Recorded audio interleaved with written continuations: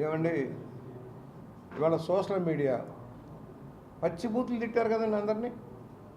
పవన్ కళ్యాణ్ గారిని తిట్టలేదా, చంద్రబాబు గారిని తిట్టలేదా, లోకేష్ గారిని తిట్టలేదు, నన్ను తిట్టలేదు, ఎవరిని తిట్టలేదు.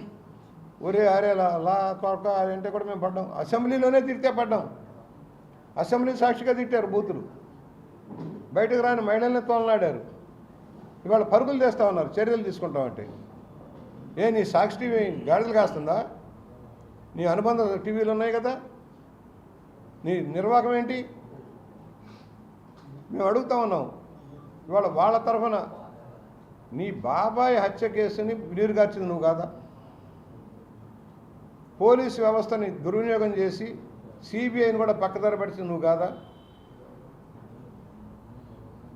కోడికత్తి కేసుని పక్కదారి పడిచింది నువ్వు కాదా? నీ కేసులు 12 సంవత్సరాలుగా కొనసాగడానికి కారణాలు ఏంటి? భారతదేశంలో ఎక్కడైనా చిన్న 4-5 కోట్లు తప్పు చేసిన దోషులు జైలుకి పాలైపోయారు. వేల కోట్లు దోచుకున్న నువ్వు బెయిల్ పక్షలాగా ఉండడానికి కారణం ఏంటి? ఇవన్నీ వస్తాయి ఒక్కోటి. ఎందుకంటే మేము కక్ష సాధింపు కాదు, తప్పు చేసిన వాడు శిక్షించబడాలి. ఇవాళ ఆస్తులు కబ్జా చేసిన వాళ్ళని వదలాలా? బూతుల పంచాంగ ఇప్పిన వాళ్ళని వదలాలా? న్యాయమూర్తులు కించపరిచిన వాళ్ళని, కోర్టులను కూడా తప్పుదారి పెడితే వాళ్ళని వదలాలా? అదే న్యాయ వ్యవస్థ కూడా చెబుతుంది.